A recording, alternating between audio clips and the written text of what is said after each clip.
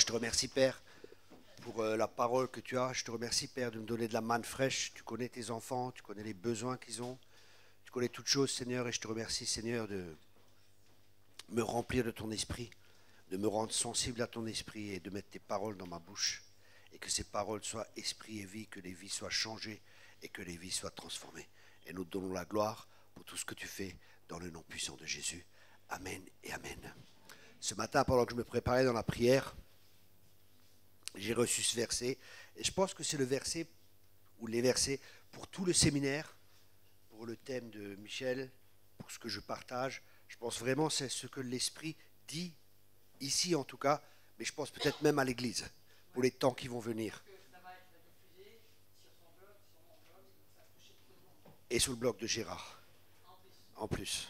Donc, je crois que c'est vraiment la parole pour l'Église, je pense, actuellement. Et vous trouvez ça dans Jérémie 17, verset 7. Je pense que tout le monde connaît ce verset. Béni soit l'homme qui se confie en l'Éternel. Waouh! Voyez, mais c'est en fin de compte, c'est un message de foi. Béni est l'homme qui se confie en l'Éternel. Et souvent, vous savez, c'est compliqué, les messages, des fois. Et quand ça devient compliqué, j'arrête d'écouter. Parce que je suis quelqu'un de simple. Et il y a quelques années de ça, vraiment, j'avais reçu une parole pour que l'Église revienne à la simplicité à l'égard de Christ. Revenons à la simplicité à l'égard de Christ. Il faut qu'un enfant puisse comprendre, et il faut en même temps que ce soit tellement profond que des gens qui sont matures aussi, ils puissent comprendre et qu'ils soient nourris. Et parce que la parole de Dieu, elle est tellement pas profonde qu'un enfant ne peut pas s'y noyer, mais elle est tellement profonde qu'un adulte peut s'y noyer. Vous voyez, ça paraît un contraste. Vous voyez? Et béni l'homme qui se confie en l'Éternel. En fin de compte, se confier, c'est quoi? C'est la foi. Mais la foi, qu'est-ce que c'est? C'est une très bonne question. Qu'est-ce que c'est que la foi? La foi, c'est l'Esprit de Dieu qui convainc notre esprit des réalités invisibles, c'est-à-dire ce qu'on ne voit pas, pour que ces réalités invisibles soient plus réelles que le visible que nous voyons. Je répète cela. La foi, c'est l'Esprit de Dieu qui convainc notre esprit des réalités invisibles pour que les réalités invisibles soient plus réelles pour nous que les choses visibles que l'on voit. C'est une ferme assurance des choses qu'on ne voit pas comme si elles étaient.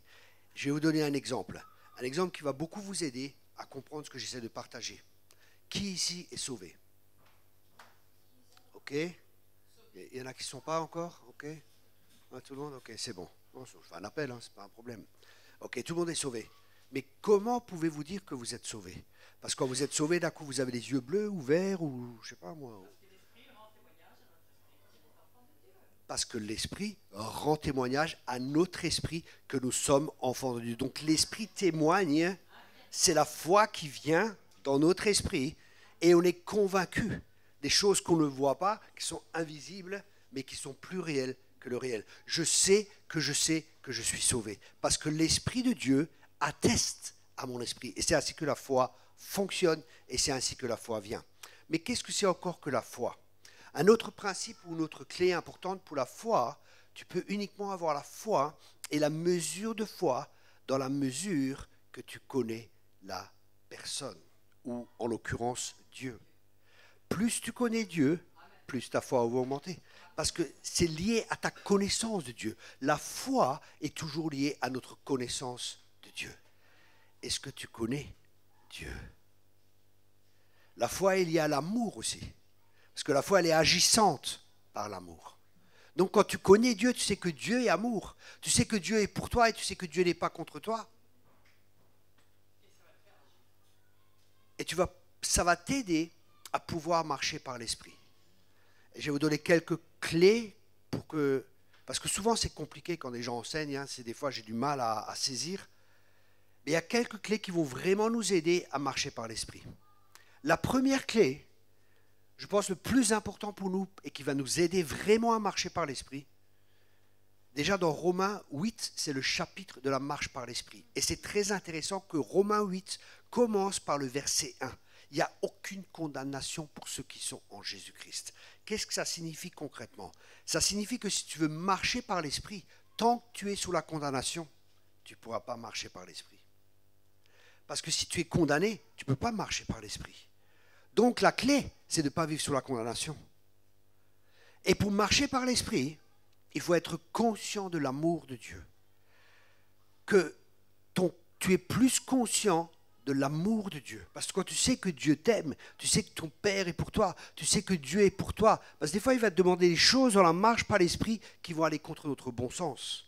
Mais parce que tu sais que Dieu t'aime, et même ça va contre ta raison, même ça va contre ce que tu penses être bon, tu vas le faire parce que tu sais que tout ce que Dieu fait, la source, c'est toujours l'amour, parce que Dieu est amour. Donc, avoir cette conscience que tu es aimé. Je suis aimé de Dieu. Je suis aimé de mon Père. Dieu m'aime. Dieu est pour moi. Qui peut être contre moi? Et tu es tellement dans cet amour, parce que Dieu est amour, et que tu marches dans cet amour. Parce que c'est ça la marche par l'esprit, c'est la marche royale. Et la voie royale, c'est l'amour. Et à ceci, on reconnaîtra que vous êtes mes disciples, à l'amour que vous avez les uns envers les autres. Et ça, c'est l'Église que Dieu est en train de préparer pour la fin des temps. C'est l'Église. La marque, le sceau de cette Église, le sceau, ça sera l'amour. Et l'amour, pourquoi? Parce que Daniel dit, dans la fin des temps, il y a un peuple qui se lèvera et un peuple qui sera fort, parce qu'ils connaissent leur Dieu. Waouh! Waouh! Et ceux qui connaissent, c'est ceux qui ont une intimité avec Dieu. Et Dieu cherche des gens qui sont intimes avec lui. Il y a une différence entre une fiancée, une maîtresse et une épouse. Et Dieu désire qu'on soit son épouse. Ça veut dire qu'on ait une telle intimité avec lui. Une maîtresse, elle court un peu partout. Hein. Une fiancée, elle n'est pas encore unie avec lui. Mais Dieu veut qu'on soit tellement unis avec lui, qu'il y ait une telle union que l'on marche avec Dieu comme Enoch marcha avec Dieu. Et parce que Enoch marcha avec Dieu, Dieu l'enleva. Et ça, c'est l'Église de la fin des temps. C'est l'Église que Dieu va enlever. C'est une Église qui a une telle intimité avec lui. Et parce qu'il y a cette intimité, ils peuvent se confier en lui. Et là, la Bible a dit, heureux l'homme qui se confie en l'Éternel. Et donc l'Éternel est l'espérance. Il y a une espérance. Je connais les projets que j'ai formés pour vous. Projets de paix et non de malheur. Et un avenir plein d'espérance. Ça, c'est les projets que Dieu a pour chacun de nous ici. Et là, il faut être convaincu de cela. Et la conviction vient de l'esprit parce que l'esprit convainc notre esprit des réalités invisibles. C'est l'esprit de Dieu. Et c'est dans cette communion avec l'esprit de Dieu que cette conviction, que notre esprit sera convaincu que Dieu a des projets de paix et non de malheur et que Dieu a le meilleur pour nous. Même si des fois on ne comprend pas. Et des fois on ne comprend pas, pourquoi ? Parce qu'on n'a pas encore renouvelé notre intelligence comme Dieu aimerait qu'on la renouvelle et qu'on ait la pensée de l'éternité. Parce que Dieu pense, pas comme nous pensons des fois, en termes d'aujourd'hui, demain, dans les années qui viennent. Dieu pense en termes d'éternité. Et si nous aussi on pense en termes d'éternité, si nous on pense avec la perspective que Dieu a, parce que chaque problème que nous avons est un problème de perspective. Je répète cela. Chaque problème que nous avons est un problème de perspective. Pourquoi tu t'inquiètes? Parce que ta perspective, elle te montre un problème et tu commences à te faire des soucis. Et en fin de compte, qu'est-ce que c'est que les soucis? Les soucis, c'est simplement de l'orgueil. Aïe, je marche sur les pieds, je ne vais pas m'excuser, mais c'est simplement de l'orgueil. Pourquoi? Parce que la Bible a dit, déchargez-vous sur lui de tous vos soucis, humiliez-vous sous sa main. Et quand on se décharge de ses soucis, parce qu'un souci, c'est quoi? Un souci, on a un problème, on n'arrive pas à le résoudre. Et on commence à réfléchir, on commence à se faire du souci, on commence à mijoter. Mais comment ça va se faire? Comment ceci? Comment cela? Ce n'est pas ton problème, c'est le problème de Dieu. Ne t'inquiète pas. Jetez vos soucis sur lui. Et le problème, souvent, que je vois, on prend nos soucis. Il est dit déchargez-vous, hein, dans la traduction française, mais la traduction allemande et anglaise, elle dit jetez vos soucis. Alors imaginez-vous sur lui, ça c'est les soucis. On les jette, merci Seigneur, je te remets tous mes soucis, alléluia, tu es si bon, ah je me sens mieux et tout, ah c'est tellement bon, je te jette tous mes soucis et tout, puis après on dit allez, merci Seigneur, hein, et on reprend tous ces soucis et c'est reparti. Au lieu de le jeter aux pieds du Seigneur et de le laisser aux pieds du Seigneur. C'est ça, se décharger sur lui de tous nos soucis, car lui seul prend soin de nous. Croyez qu'il prend soin de nous, croyez-le fermement. Croyez-le. Mais pour pouvoir croire faut le connaître. Et la question qu'on a, est-ce que Dieu peut? Tout est possible. Est-ce que Dieu veut? Oui, je veux. Dieu veut. Dieu veut que tu prospères à tous égards, comme prospère l'état de ton âme. Dieu veut que tu sois en bonne santé. Dieu veut que tu réussisses dans toutes tes entreprises. Ça, c'est la volonté de Dieu. Dieu nous a créés pour être des vainqueurs. Dieu ne nous a pas créés pour être des vaincus. Nous sommes plus que vainqueurs. Amen. Plus que vainqueurs. Par celui qui nous a aimés. Ce n'est pas par nos forces, ce n'est pas par nos capacités, mais je puis tout par celui qui me fortifie, Christ. L'évangile, c'est centré sur Christ. Toujours. Toujours. Ça, c'est le but. On verra plus tard un des buts de Dieu encore. Mais pour nous, c'est important de vraiment d'apprendre à marcher par la foi. Et la foi, elle vient de la connaissance. Et la connaissance, c'est ce que Dieu peut faire, ce qu'il promet. Est-ce que Dieu peut pourvoir à mes besoins? Il a pourvu à des millions de Juifs dans le désert. Tu ne crois pas qu'il va pourvoir à ton sandwich, à celui de ta famille? Il a pourvu. Dieu est capable. Est-ce que Dieu veut? À chaque fois que Jésus allait voir les gens, il disait, si tu veux. Jésus l'a toujours dit, je veux. Dieu veut.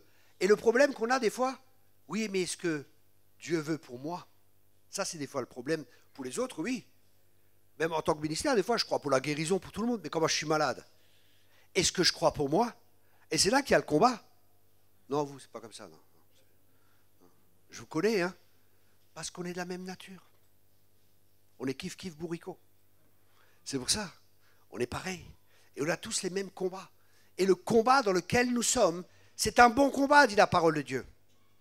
Je répète, c'est un bon combat. Et ce combat, c'est le combat de la foi. C'est un bon combat, c'est le combat de la foi. Ce n'est pas un mauvais combat, c'est un bon combat. C'est pour ça que la foi est tellement, tellement importante. Et la foi, c'est la manière à laquelle Dieu fonctionne. Dieu est un Dieu de foi. Dieu dit et il ne doute pas ni rien. Il dit et les choses s'accomplissent. Dieu ne doute pas. Et nous, pareil, parce qu'on est créé à son image et qu'on a la même nature que Dieu, on doit marcher dans le royaume.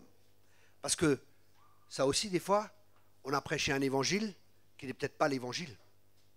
Aïe. Jésus l'a dit, il faut que cet évangile soit prêché dans toutes les nations. Il faut que cet évangile soit prêché dans toutes les nations. Qu'est-ce que ça signifie? Ça signifie qu'il peut y avoir un autre évangile. S'il dit cet évangile doit être prêché dans toutes les nations. Et la question est, quel est l'évangile que Jésus a prêché? Quel est l'évangile que les apôtres ont prêché? Si nous voulons avoir les mêmes résultats que Jésus, si nous voulons avoir les mêmes résultats que les apôtres, nous devons prêcher le même message. Le même message amènera les mêmes résultats. Et quel était le message? Imaginez-vous, il vous reste 40 jours à vivre. 40 jours à vivre. Qu'est-ce que vous allez faire les 40 derniers jours? Vous allez voir votre femme, votre mari, vous occupez des enfants, vous occupez de la maison, vous occupez de tout ce qui vous tient à cœur. Et vous allez donner des consignes, vous allez vous occuper de tout cela. N'est-ce pas? Les 40 derniers jours. Ce n'est pas une prophétie, détendez-vous. Hein, c'était, okay, c'est les 40 derniers jours qui vous restent à vivre. Mais avec la parole de Dieu, qu'est-ce qu'il dit dans Actes chapitre 1? Et Jésus leur est paru pendant 40 jours et les a enseignés sur le royaume de Dieu. Waouh! Pendant 40 jours, il les a enseignés sur le royaume de Dieu. Waouh! Et la Bible dit, cherchez d'abord le royaume de Dieu et sa justice, et le reste vous sera donné par-dessus. Cherchez d'abord le royaume de Dieu. Donc pour nous, le royaume de Dieu est tellement important. Jésus a prêché le royaume. Et nous, qu'est-ce qu'on en a fait? On a fait une religion. Alors que ce que Dieu veut, c'est un royaume. Un royaume de prêtres, un royaume de sacrificateurs. Et qu'est-ce qu'il y a dans un royaume? Il y a un roi. Et l'Église a bien souvent eu le même problème qu'Israël. Israël ne voulait pas Dieu comme roi. Et on ne veut des fois pas Jésus comme roi. Sauveur, oui. Alors c'est bon là. Sauver, guérir, restaurer, alléluia. Mais Seigneur. Et pourtant la Bible a dit, celui qui croit dans son cœur et qui confesse de sa bouche que Jésus est Seigneur, il veut être le Seigneur. Ça c'est le but de Dieu. Nous ne pouvons pas marcher avec Dieu si nous ne connaissons pas les objectifs de Dieu et si nous ne connaissons pas les buts de Dieu. Et la question est, quel est le but de Dieu? Quel est l'objectif de Dieu? Venez avec moi dans Colossiens 1. Colossiens chapitre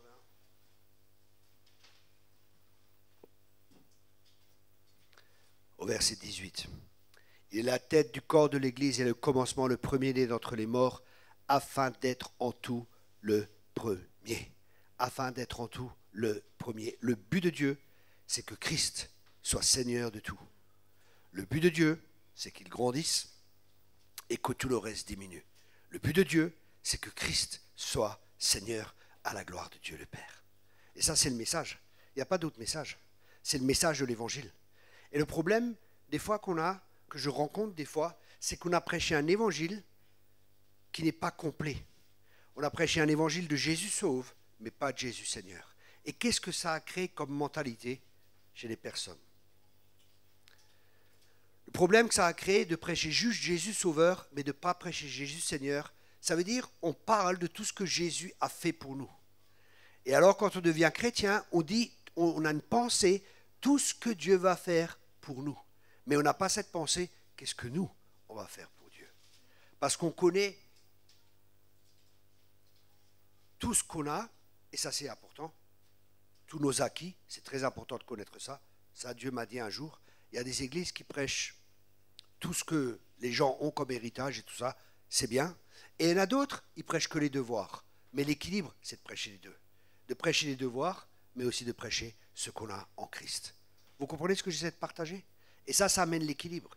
Il y a des églises que tu es béni, tu es guéri, il a fait ça à la croix et tout ça pour toi, c'est bien. Mais nous, qu'est-ce qu'on fait pour lui? Ou avec lui? C'est plus juste. Et ça, c'est la question. Ça, Jésus est Seigneur, il n'est pas juste Sauveur. Et Dieu est en train de préparer son Église. Il veut que on le connaisse. Retournez avec moi dans Jérémie, chapitre 17. J'aime bien Jérémie. Hein. Vous aussi? Vous savez qui c'est Jérémie? C'est un prophète. Mais c'est le prophète de qui? C'est ça la question. Jérémie, on dit que c'est le prophète du Père. Ésaïe, c'est le prophète du Fils. Ézéchiel, c'est le prophète du Saint-Esprit. C'est ce qu'on dit parce qu'il y a beaucoup de Saint-Esprit dans Ézéchiel. Il y a beaucoup le Père qui se révèle dans Jérémie. Et dans Ésaïe, c'est le Fils, 53 et ainsi de suite, et ainsi de suite. Vous voyez? C'est un petit truc théologique, hein, petite parenthèse. Mais on revient au verset qui dit « Et donc l'Éternel est comme l'espérance. » Waouh! Il est comment? Il est comme un arbre planté près des eaux. Waouh! Il est comme un arbre. Des fois, la Bible, elle prend les hommes comme des arbres. Hein. C'est l'interprétation des fois comme dans ce cas. Et qui étend ses racines vers le courant. Waouh! Nos racines, ça veut dire tout ce que là où on se nourrit, ça doit aller vers où? Vers le courant. Le courant, c'est quoi? C'est Dieu. Donc on doit tendre vers Dieu parce qu'il est la source. Ne prenons pas à des fausses sources. Soyons connectés à la bonne source. Ma source, c'est Dieu. C'est lui qui pourvoit à tous mes besoins avec richesse et gloire. C'est de lui que j'attends toutes choses. Amen. Et après il dit, et qui étant se racine vers le courant, il n'aperçoit point la chaleur quand elle vient, et son feuillage reste vert. Wow. Il n'aperçoit pas la chaleur, ça veut dire les difficultés, les problèmes, il passe à travers tout cela et son feuillage reste vert. Pourquoi? Parce qu'il est connecté à la source intarissable. Il est connecté à Dieu parce qu'il vit dans le royaume de Dieu. Et dans le royaume de Dieu, c'est complètement différent. Et Jésus lui a dit que ton règne vienne et que ta volonté se fasse sur la terre comme au ciel. Qu'est-ce que ça signifie?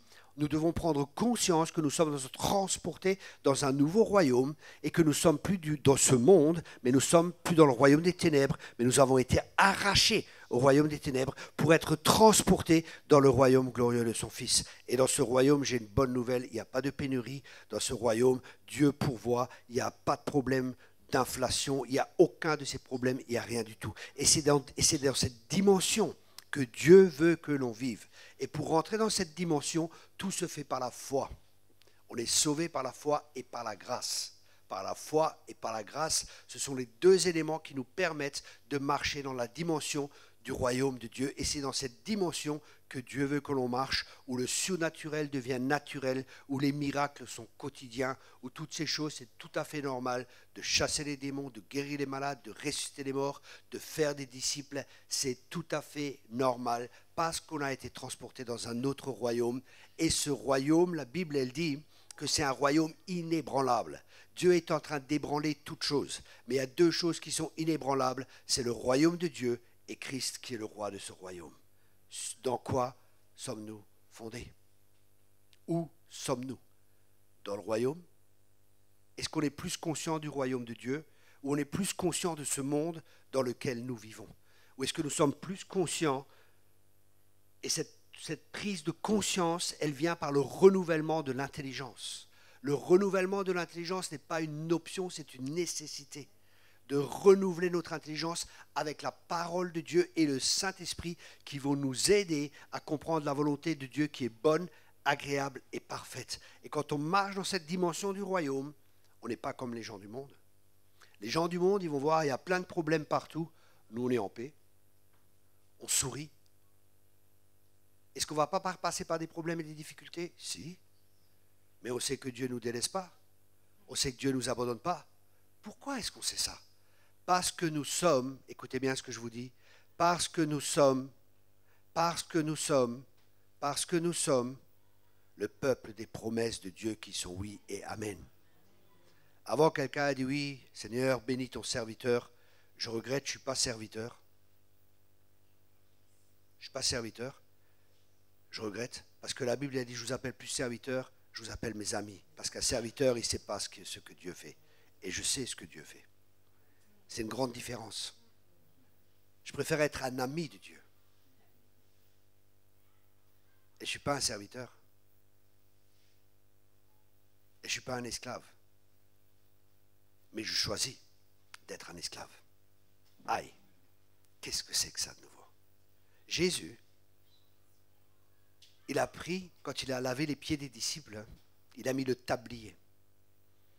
Et ce tablier qu'il a mis, dans une maison romaine, il y avait plusieurs fonctions parmi les esclaves. Et le dernier des esclaves, c'est celui-là qui lavait les pieds des disciples. Enfin, des gens, pardon. Il lavait les pieds des gens qui venaient. Parce qu'avec le sable et tout, ça avait commencé, hein, les pieds. Hein, avec les marches et tout. Et Jésus a pris la dernière place des esclaves dans une maison pour laver les pieds. Pourquoi? Pourquoi est-ce que Jésus a pu faire cela? Parce que son identité ne dépendait pas de ce qu'il faisait, son identité dépendait de ce qu'il était. Il savait qu'il était fils de Dieu, et parce qu'il était fils de Dieu, et parce qu'il est roi, il pouvait servir comme un esclave tout en étant roi. Avoir une mentalité de roi et servir comme un esclave. Je vous encourage, j'ai une école biblique par correspondance, des milliers d'élèves à ce jour, en clé USB, je vous encourage à faire notre école, ça va plus que vous bénir. Ça va changer votre mentalité, ça va vous amener dans la mentalité du royaume, ça va changer votre compréhension. Il y a je ne sais pas combien de milliers de gens qui ont fait cette école et j'ai plein de témoignages de vie transformée. Je vous encourage à la faire. Si vous êtes intéressé, vous pouvez aller sur notre site internet hmtransformation.com. Trouver l'école. C'était comme à la télé, vous voyez, un moment de pub. Voilà, la pub est passée. On passe de nouveau aux choses sérieuses. Ben, c'est sérieux quand même l'école, parce que ça change vraiment la vie. On a beaucoup de témoignages. Donc, vous voyez, c'est une mentalité qu'on doit avoir. On est des rois, mais on a un cœur de serviteur. Bien qu'on soit des rois. Waouh! Allez, ça change tout. C'est pas comme dans ce monde. Dans ce monde, dans le royaume de Dieu, c'est différent. Dans le monde, il va y avoir des places pour profiter des gens. Ils pensent que l'autorité, c'est pour abuser, mais l'autorité que Dieu nous donne, elle est pour servir et pour faire avancer le royaume de Dieu. C'est une mentalité qui est complètement différente. C'est pour ça que le message du royaume est tellement important et que ce message doit être reprêché. Et je crois que ce sera un des messages de la fin des temps que Dieu, je suis en train d'écrire aussi sur ça, que Dieu ramène à l'Église le message du royaume de Dieu, parce que c'est le message que Jésus a prêché, c'est le message que les apôtres ont prêché, et c'est le message que Jésus a prêché pendant 40 jours. Il les a enseignés pendant 40 jours sur le royaume de Dieu avant de repartir vers son Père. Et s'il les a enseignés, c'est c'était tellement important pour lui. Et ce qui est important pour lui doit être important pour nous. Jésus a prêché le message du royaume de Dieu. Et nous, souvent, ce qu'on fait malheureusement, on prêche un évangile qui est centré sur l'Église. L'église, elle est bonne. Mais le mot église, il apparaît combien de fois dans la parole de Dieu? Et combien de fois apparaît le mot royaume de Dieu? Aïe. L'église, elle est bonne. L'église, c'est une nécessité. Mais l'église, ce n'est pas le but. L'église, c'est le moyen pour faire avancer le royaume de Dieu. L'église est importante. Et qu'est-ce que c'est l'église? Très bonne question. C'est le mot ecclésia. Et ce mot a été utilisé pour des personnes qui prenaient des décisions. Ça veut dire que nous, sur cette terre, nous sommes là pour prendre des décisions, pour lier ou pour délier. Je vous ai donné les clés du royaume avec lesquelles vous pouvez lier et avec lesquelles vous pouvez délier. Et maintenant, écoutez-moi bien. Je vois souvent des gens, nous lions ceci, nous lions, nous délions, et nous chakalaba, kipushukapa, kebosokoto, sakaba. Imaginez-vous, depuis 2000 ans, il y a des gens qui lient le diable, mais d'avoir des milliers de tonnes de cordes autour de lui et tout ça. Qu'est-ce que ça signifie lier et délier? La pensée juive, lier et délier signifie permettre ou ne pas permettre. C'est aussi simple que ça. Arrêtez de lier. Permettez ou ne permettez pas. C'est aussi simple que ça. Parce qu'il y a des choses qu'on peut permettre et il y a des choses qu'on ne peut pas permettre. Et c'est pour ça que les anciens se tiennent aux portes. Les portes, c'est toujours des domaines d'autorité. Et c'est là que l'Église doit se tenir aux portes pour permettre ou ne pas permettre d'entrer ou ne pas permettre d'entrer. Et ça, on va un peu dans le combat spirituel, hein, mais je ne vais pas aller trop loin parce que je sens qu'il y a d'autres besoins qui sont là avant d'aller là. Hein. Et des fois, les gens ils veulent aller à des niveaux où ils ne sont pas encore préparés pour aller. C'est pour ça qu'il faut de la sagesse. Tout le monde ne peut pas aller dans certains niveaux de combat spirituel. Il y a des niveaux de combat spirituel où on ne peut pas amener un bébé, on ne peut pas amener un enfant, on ne peut pas amener un jeune homme. Il faut qu'il y ait des gens qui soient matures, des gens qui connaissent la parole de Dieu et l'importance de la parole de Dieu. Des gens qui sont arrivés à maturité, des gens qui savent discerner, des gens qui sont plus au lait, des gens qui sont à la nourriture solide. Vous comprenez? Ok. Donc, qu'est-ce qui se passe? Jérémie 17, verset 7. Il n'aperçoit point la chaleur quand elle vient et son feuillage reste vert. Dans l'allée de sécheresse, il n'a point de crainte et il ne cesse de porter du fruit. Amen. La clé, c'est quoi? C'est notre communion avec Dieu. C'est que nos racines aillent vers la source, c'est qu'on soit connecté avec la source. Et le cep, nous sommes les sarments. Si on veut porter du fruit, il faut être rattaché. Parce que sans moi, vous ne pouvez rien faire. Et Dieu nous a appelés afin que nous allions et que nous portions du fruit. Dieu veut que tu portes du fruit. Mais la clé pour porter du fruit, c'est dans l'intimité. Comment on fait les bébés? Dans l'intimité. C'était une grande révélation. Hein? Et bien dans l'église, c'est pareil, des bébés spirituels. Pour grandir spirituellement, toutes les choses se font dans l'intimité avec Dieu. Et ça, c'est vraiment la clé. Vous savez, vous pouvez courir de séminaire en séminaire, et je vois des gens, ils courent de séminaire en séminaire. Ils se font imposer les mains, ils se font tellement imposer les mains, ils n'ont plus de cheveux sur la tête, à force de se faire imposer les mains, mais ils n'ont jamais grandi. Ils sont toujours pareils. Les gens, je les vois année après année avec les mêmes problèmes. Pourquoi? Parce qu'ils s'attendent que moi ou les gens de mon équipe, tout ça, ils fassent le travail, mais ils ne font pas leur part. Et chacun de nous a une part à faire. Ta part, c'est une relation avec Dieu. Si tu aimes Dieu, tu as une relation avec lui. Moi, on m'oblige tout le temps. Hein. Aller avec ma femme et tout, mes enfants, on m'oblige, je ne vous dis même pas. Va avec tes enfants, va avec ta femme, je ne peux pas y aller. Mais vas-y avec tes enfants, avec ta femme. Est-ce que je suis comme ça? Non. Et avec Dieu, c'est pareil, c'est une relation d'amour avec Dieu. On aime être avec Dieu. J'aime ta présence. Le peuple de la fin des temps, c'est un peuple qui fera la différence à cause de la présence de Dieu. Rappelez-vous le premier message quand j'ai commencé avec Josué. Qu'est-ce qui a fait la différence? Qu'est-ce qui a fait la différence? Quand Dieu il a dit à Josué, dis qu'il prenne l'arche et qu'il passe à travers le Jourdain. L'arche est venue. Et la présence a fait la différence. La présence de Dieu dans notre vie fera la différence. Nous avons besoin de sa présence. Et nous sommes le peuple aussi de la présence de Dieu. C'est pour ça que c'est important que nous soyons intimes avec Dieu. Et quand on a cette intimité avec Dieu, il y a la présence de Dieu qui est là. Vous savez, vous pouvez faire des réunions dans les églises autant que vous voulez. Vous pouvez chanter des Alléluia, vous pouvez avoir les derniers spots, vous pouvez avoir tout ce que vous voulez. Vous pouvez mettre les essuie-glaces en truc, vous pouvez faire plein de trucs. Vous savez, ça me rappelle une histoire. Écoutez bien ce que je vous dis. Écoutez bien ce que je vous dis. Élie était là. Et les faux prophètes étaient là. Vous vous rappelez de l'histoire? Et qu'est-ce qu'ils ont fait, les faux prophètes? Ils ont dansé, ils ont chanté, ils ont tout fait. Ça me rappelle des fois les églises charismatiques. Pour que le feu descende. Mais le feu n'est pas descendu. Parce que le feu descendra quand Dieu décide que ça descend. Et le feu ne descend pas à travers toutes nos mascarades. Pour que le feu descende, il faut qu'il y ait un sacrifice sur l'autel. Et quand il y a un sacrifice, le feu descend. Le sacrifice appelle le feu. Et si nous sommes des sacrifices vivants pour Dieu, le feu va descendre. Ce n'est pas à cause de tous nos giligubouzou du Yalama Shekebe et tout ce qu'on essaie de faire qui va faire descendre le feu. Quand il y a un sacrifice qui est agréable à Dieu, le feu va descendre. Et l'Église a besoin de feu. Amen. Je suis venu sur terre pour jeter un feu. Et on a besoin de ce feu. On a besoin d'être enflammé pour Dieu. Un chrétien, ce n'est pas quelqu'un de tiède. C'est quelqu'un qui est en feu. C'est quelqu'un qui est rempli de Saint-Esprit et de feu. Alléluia.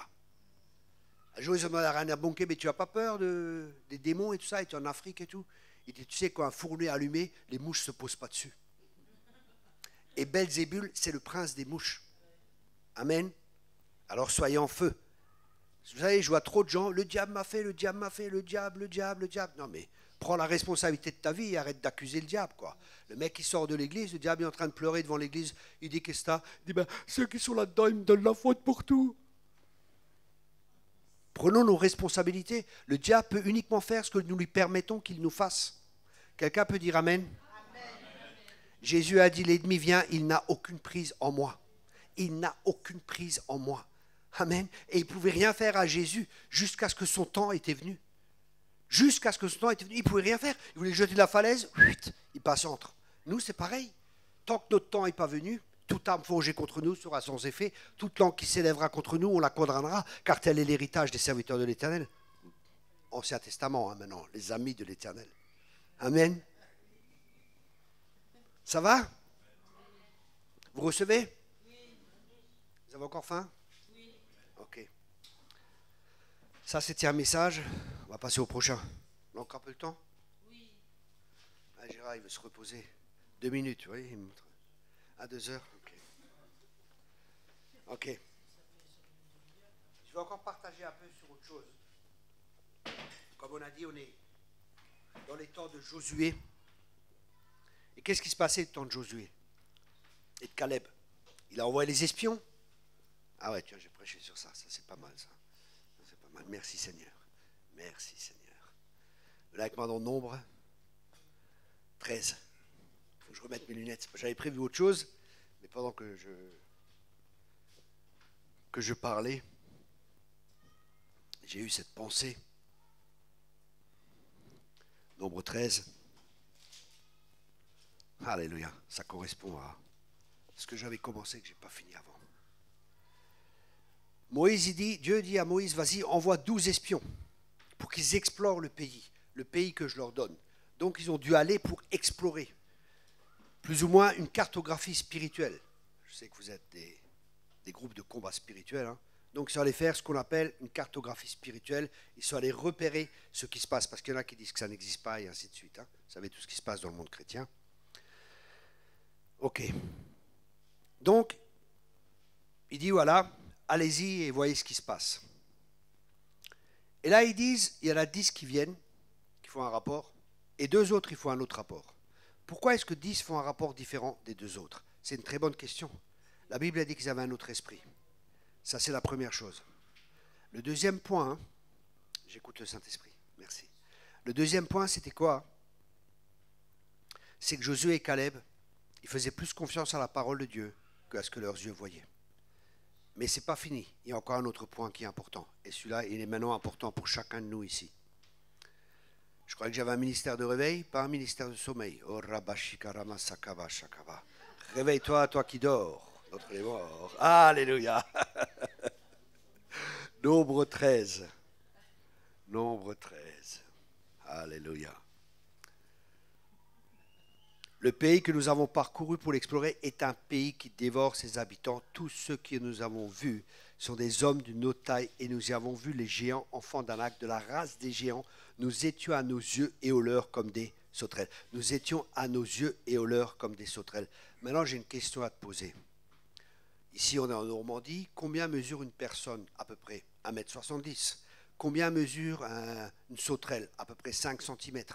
De 1,70 m, de 5 cm à 1,70 m, ça fait x 34. Ça veut dire qu'ils voyaient des gens qui avaient 1,70 m x 34. Ça fait 34 divisé par 2, ça fait 60 mètres à peu près. Vous avez déjà vu des gens de 60 mètres, vous?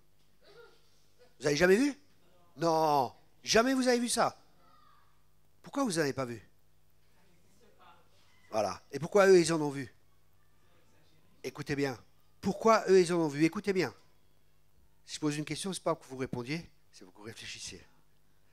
Pourquoi est-ce qu'ils en ont vu? C'est une très bonne question, merci beaucoup. Écoutez bien ce que je vous dis. C'est un message pour maintenant et pour les temps qui vont venir. Parce que sur le pays, il y avait un esprit de peur. Et la peur déforme notre perception. Rappelez-vous au début du message, quelle est la perspective que tu as? La peur déforme notre perspective. Quand on a un problème, souvent, le problème devient beaucoup plus grand qu'il est. Parce qu'au lieu de regarder aux promesses de Dieu, on regarde notre problème, et notre problème devient un géant. Au lieu de savoir que c'est Dieu, le géant des géants et des géants et des géants, au lieu de regarder la grandeur de Dieu, on regarde notre problème. Ce sur quoi tu te fixes, ce sur quoi tu te concentres, c'est ce qui va grandir dans ta vie. À quoi regardons-nous? Levez les yeux, dit la parole de Dieu. Quand vous verrez ces choses arriver, levez les yeux. On lève les yeux vers qui? Vers Dieu. Amen. On lève les yeux à lui. Plus on contemple Jésus, plus on est transformé de gloire en gloire. C'est lui que nous devons regarder. Où sont fixés nos regards? Il se voyait et il voyait les autres. Il croyait que les autres les voyaient comme des sauterelles et ils se voyaient comme des sauterelles. Mon autre question, qui est très importante pour toi, comment te vois-tu? That is a good question. Quelle est la perspective que tu as de toi? Est-ce que tu te vois comme peut-être tes parents t'ont dit? Est-ce que tu te vois comme peut-être les gens t'ont dit, professeur d'école, personne d'autorité dans ta vie? Ou est-ce que tu te vois comme Dieu te voit? Ça, c'est la question. Moi, je me vois comme Dieu me voit. Je suis une créature merveilleuse. C'est bien, merci ma sœur, toi tu es dans l'esprit. Ouais, je suis une créature merveilleuse. Peut-être vous dites, mais qu'est-ce qu'il est orgueilleux lui? Non, je suis humble. Ah, en plus, il dit qu'il est humble. Ah ben ça, c'est pas mal, hein. Il ose dire, vous savez, les gens qui connaissent Dieu et les gens qui savent qui sont en Dieu, ils peuvent paraître arrogants parce qu'ils ont une assurance qui est là. Mais en fin de compte, ils ne sont pas arrogants. Ceux qui croient qu'ils sont arrogants, ils sont simplement ignorants. Parce que je sais qui je suis en Christ. Plus on comprend qui on est en Christ, plus on est dans un repos et plus on a une assurance qui est là. Et plus on se repose en Dieu. Et plus on vit dans la liberté glorieuse des enfants de Dieu. Plus on vit dans le royaume de Dieu. Ma question est, comment te vois-tu? C'est la question la plus importante que tu peux te poser dans ta vie. Est-ce que le regard que tu portes sur toi-même est le regard de Dieu?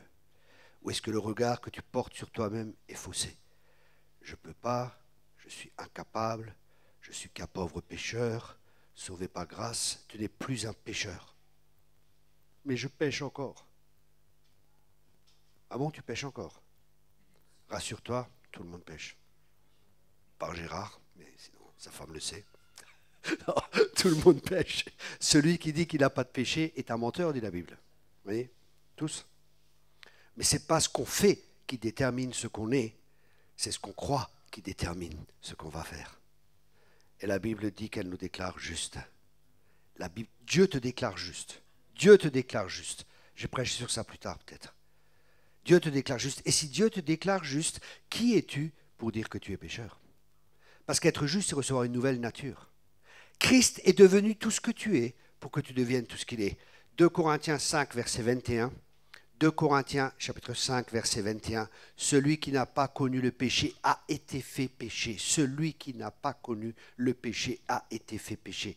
Un jour, j'ai invité chez des cathos et je dis voilà, celui qui n'a pas connu le péché a été fait péché. C'est qui? Et là, une femme, c'est Marie. J'ai dit celui, j'ai pas dit celle-là. Heureusement, elle ne m'a pas dit en Christ, il n'y a ni homme ni femme. Non. Il s'agit de qui? Celui qui n'a pas connu le péché, c'est qui? C'est Jésus. A été fait péché.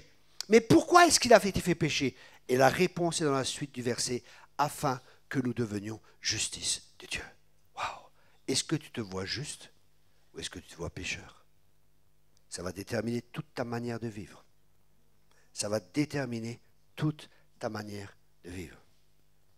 Si tu crois que tu es un pommier, tu vas produire des pommes. Mais on parlera de cela encore plus tard. On peut en parler maintenant. Vous avez encore un peu de temps? Ok.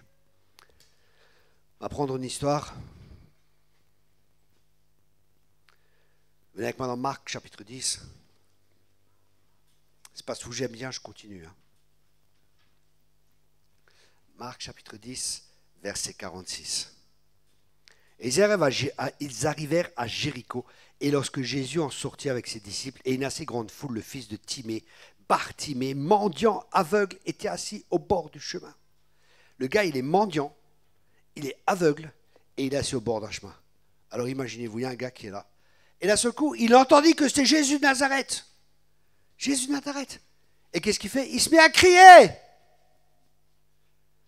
Des fois, Dieu ne répond pas. Parce que des fois, nous devons crier à Dieu.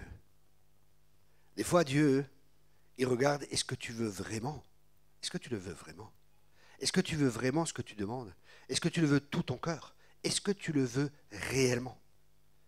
Et lui, il criait, Jésus de Nazareth, fils de David, aie pitié de moi.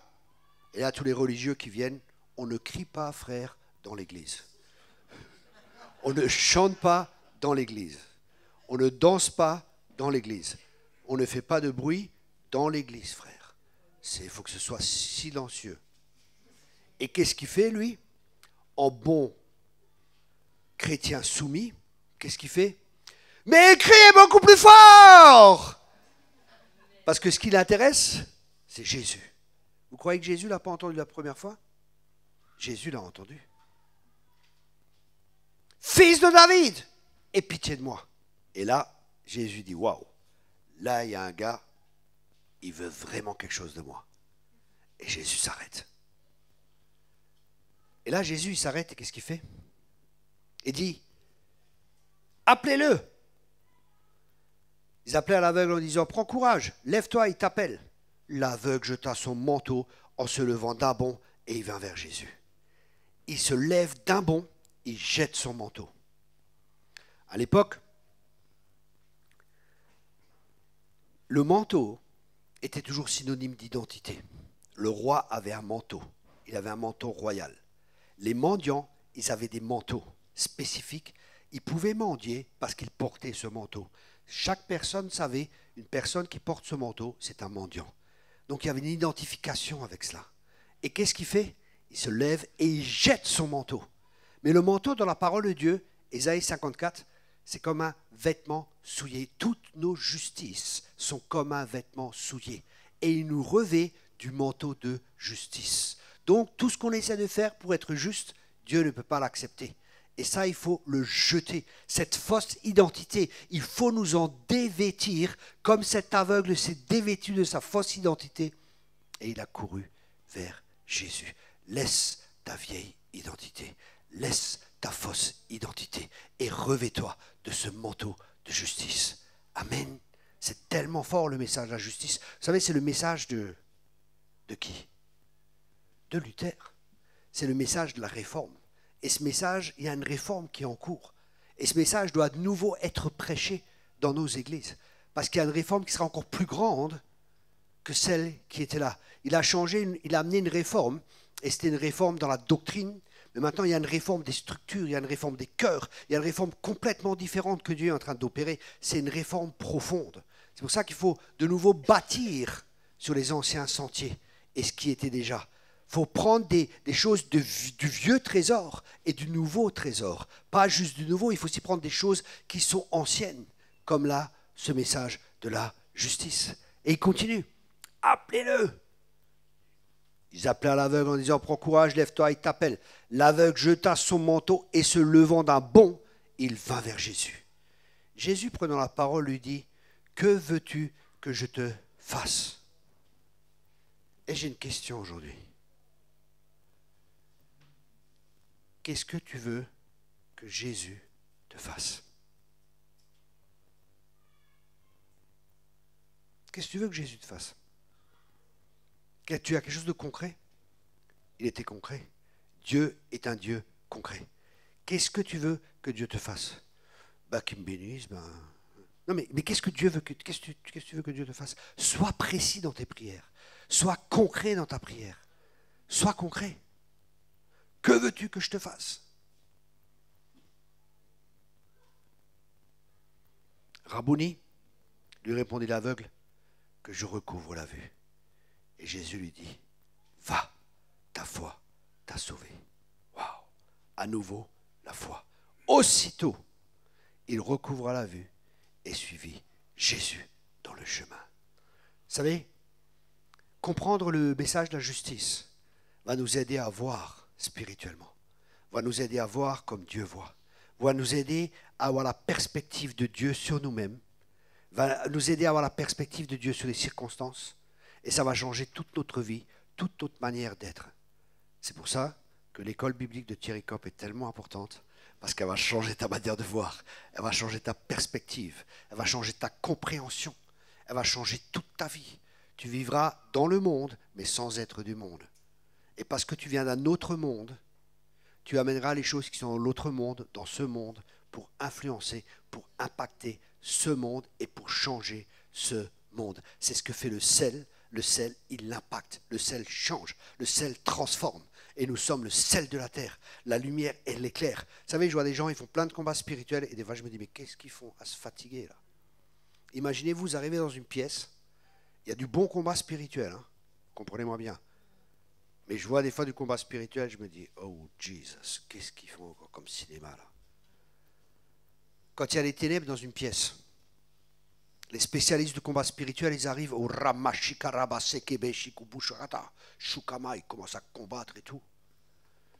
Le chrétien qui sait, il appuie sur l'interrupteur. Le chrétien qui sait, il appuie juste sur l'interrupteur. Vous comprenez ce que je veux dire? Je vois des fois des gens, ils sont tout le temps en train de goulou, boulou, goulou, boulou. Mais calme-toi, quoi.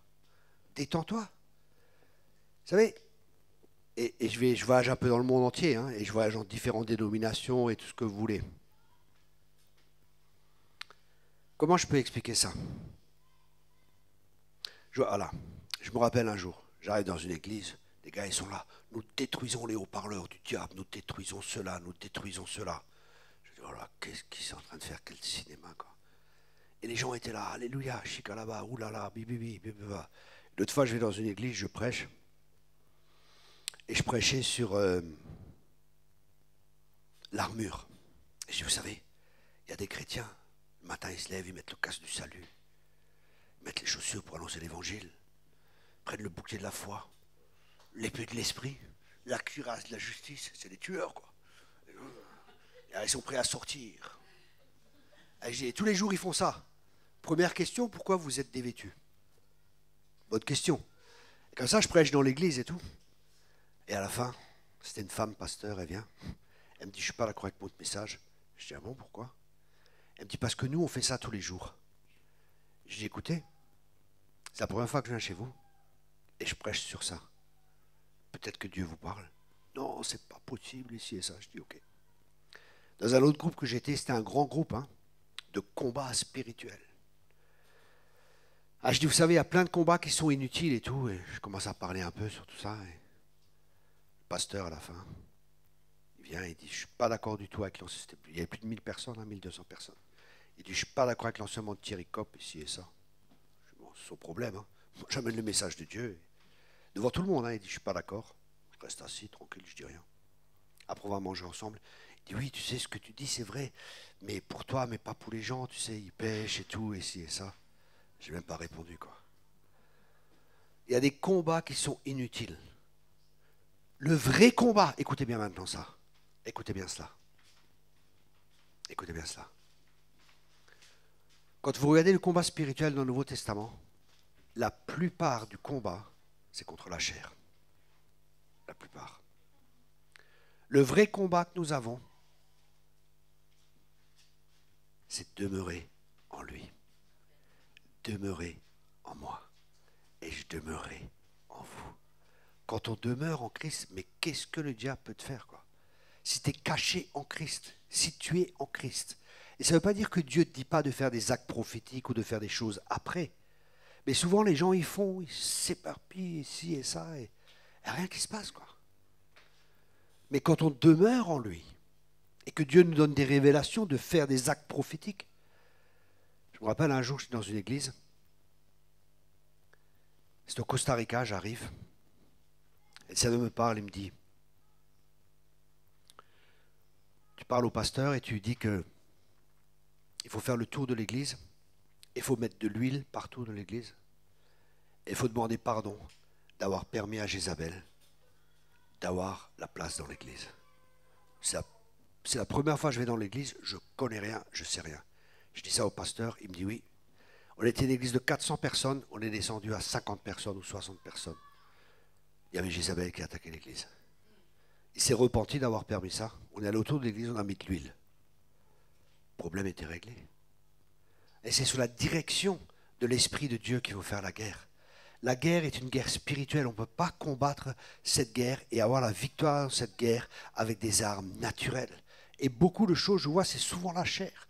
Des gens qui veulent faire, qui ont une bonne motivation, qui veulent faire pour Dieu, mais le problème, c'est qu'ils font pour Dieu, mais pas avec Dieu. Et ça fait toute la différence. Vous comprenez ce que j'essaie de partager? David ne menait aucun combat. Chaque combat qu'il menait, il consultait l'Éternel. On ne peut pas partir à la guerre comme ça parce qu'il y a un chef. On revient à la seigneurie de Jésus. Et le chef des armées, c'est l'Éternel des armées. Et c'est lui qui dirige les troupes. C'est lui qui va nous dire, allez là-bas, faites ceci, faites cela. Et quand on fera ce qu'il nous dit, il y aura des grandes victoires. David, il avait tout le temps des victoires, excepté quand il a désobéi. Mais tant qu'on est obéissant, tant qu'on marche dans cette obéissance, et ce n'est pas une obéissance par crainte, mais c'est l'obéissance par amour. Parce qu'on aime Dieu, on lui obéit. Et c'est là qu'on aura des grandes victoires. Et ça, c'est l'église que Jésus est en train de préparer. C'est une église qui a une intimité avec lui. Parce que tout découle de l'intimité. Je répète cela. Tout découle de l'intimité. Si je n'ai pas d'intimité avec Dieu, je n'ai rien à vous amener. Mais ce matin, j'ai pris du temps avec le Seigneur. J'ai pris du temps aussi, tout le temps, je suis tout le temps en communion avec Dieu. Tac, m'arrive. Là, j'étais par exemple, vous savez, la vie de l'esprit, c'est très simple. Nous, on complique tout. Là, j'étais en Allemagne chez des disciples que je forme, et on arrive dans un magasin et tout. Il y avait une femme devant moi, et une autre qui arrive, et on commence à discuter. Je commence à discuter avec elle, je ne sais plus comment la discussion s'est entamée. D'un seul coup, elle me dit, ah, on vient d'Ukraine et tout. Je leur dis, ah, c'est difficile quand même en Ukraine et tout, la guerre et tout, et ci et ça. Et je sentais l'amour de Dieu, mais fort, quoi.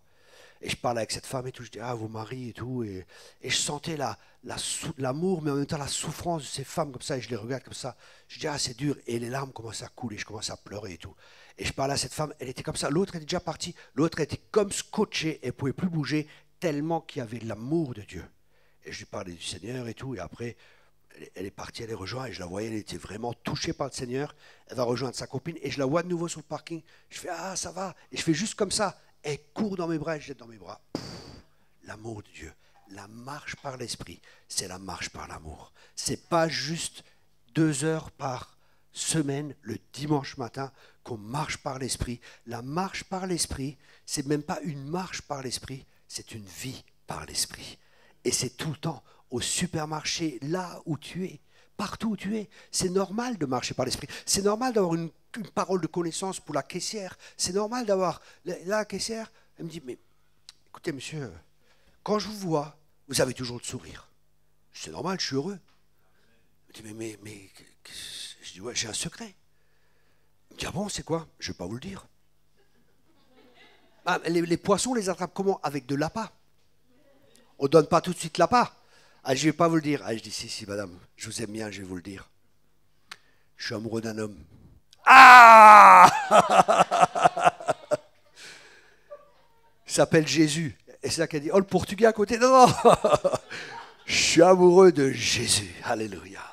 Et là, je commence à donner mon témoignage ici et ça. Mais vous voyez, je ne viens pas tout de suite dessus. Et... Non, non. La pâte, mais même pas, c'est notre vie, parce que nous sommes des lettres écrites. Amen. Nous sommes des lettres écrites. Quand les gens, on doit faire envie aux gens. En tant que notre vie chrétienne, elle doit faire envie. Et dans les temps qui viennent, on doit faire envie. Les gens, ils vont voir, purée, mais ces gens, ils sont toujours heureux, comme un 50 dans l'eau. Ils sont toujours contents. Pourquoi? Pourquoi est-ce qu'on est toujours heureux? Un poisson. Écoutez bien ça maintenant. Écoutez bien ça. Et je vais terminer avec ça, parce que sinon je prêche encore 2 heures. Je me connais. Écoutez bien ça. Quand Dieu, il a créé les arbres et la verdure, qu'est-ce qu'il a fait? Il a parlé à la terre. Parce que la verdure et les arbres dépendent de la terre. Quand il a créé les poissons, il a dit que l'eau produise. Pourquoi? Parce que les poissons dépendent de l'eau. Mais quand il a créé l'homme, qu'est-ce qu'il a fait? Dieu s'est parlé à lui-même. Créons l'homme à notre image. Pourquoi? Parce qu'on dépend de Dieu. Comme le poisson dépend de l'eau, comme les arbres dépendent de la terre, nous, on dépend de Dieu. C'est pour ça que tous ont été privés de la gloire de Dieu. Mais quand on connaît un nouveau Christ, on est nouveau dans cette gloire. Alléluia. Dans cette gloire merveilleuse. Et on est nouveau dans notre environnement où on peut réellement vivre. Le poisson, il ne vit pas hors de l'eau. L'être humain, il ne peut pas vivre hors de la gloire de Dieu. C'est pour ça qu'on est nouveau dans sa présence, on est nouveau dans sa gloire, et c'est là qu'on vit, et qu'on va de gloire en gloire, et de victoire en victoire. Et parce que nous sommes nouveaux, de nouveau dans cet élément. So beautiful. La vie chrétienne, c'est merveilleux. Non mais tu ne comprends pas, frère. Si, je comprends. Son joug est doux, son fardeau est léger. Je suis rempli du Saint-Esprit et de tristesse. Non, je suis rempli de Saint-Esprit et de joie. Amen. Et la bonne nouvelle, c'est qu'on vit dans un royaume et qu'il y a une joie, qui n'est pas une joie de ce monde. Une joie qui ne dépend pas des circonstances. Parce que ça ne veut pas dire qu'on ne va pas traverser des circonstances difficiles. Mais dans toutes ces choses, nous sommes plus que vainqueurs. Quand tu passes par la vallée de l'ombre de la mort, ça ne veut pas dire qu'on ne va pas passer par la vallée de l'ombre de la mort. Mais il est dit passer, il n'est pas dit rester. Au bout de chaque tunnel, il y a toujours la lumière. Quelqu'un peut dire amen ici? Ah, il y a comme des chrétiens dans la salle. Ça me rassure, ça me rassure. Amen. Dieu est bon. Amen. Le monde a besoin de voir des chrétiens heureux, des chrétiens épanouis, des chrétiens qui sont en communion avec Dieu. Devant sa face, psaume 16, verset 11, il y a une abondance de joie. Devant sa face, il y a une abondance de joie. Ça veut dire quand on vit devant la face de Dieu et qu'on vit en communion avec Dieu, il y a toujours cette joie qui est là, cette joie qui ne dépend pas. On peut passer par des épreuves, on passe par des difficultés, mais on est connecté avec lui, on est connecté à cette joie, et à travers cette joie, on est fort. On est fort et on est plus que vainqueur. Amen. Je te remercie, Seigneur, pour ta parole. Je te remercie, Seigneur, pour tout ce qui a été semé. Et je te remercie, Père, pour les révélations que tu donnes à ton peuple. Je te remercie parce qu'on a besoin de manne fraîche. Je te remercie que tu nous nourris chaque jour. Que tu as la manne fraîche pour nous chaque jour. Que chaque jour, il y a quelque chose de nouveau. Que chaque jour, tu nous parles. Que chaque jour, tu nous conduis. Que chaque jour, on peut voir ta main. Et que tu es un bon Père. Que tu ne nous délaisses pas, tu ne nous abandonnes pas. Tu dis dans ta parole, même si ton père ou ta mère te délaisse ou t'abandonne, moi, je ne t'abandonnerai jamais. Alléluia.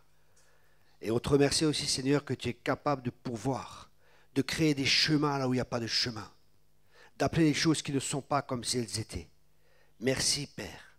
Merci, Père, que dans les temps difficiles qui viennent, tu es notre appui, tu es notre abri, tu es une tour forte où le juste court et s'y réfugie. Merci, Père, que tu es un bon Père. Et que nous ne sommes pas affectés par la crise, que nous ne sommes pas affectés par les choses du monde, parce que nous vivons dans un autre royaume, et c'est le royaume de Dieu dans ton royaume.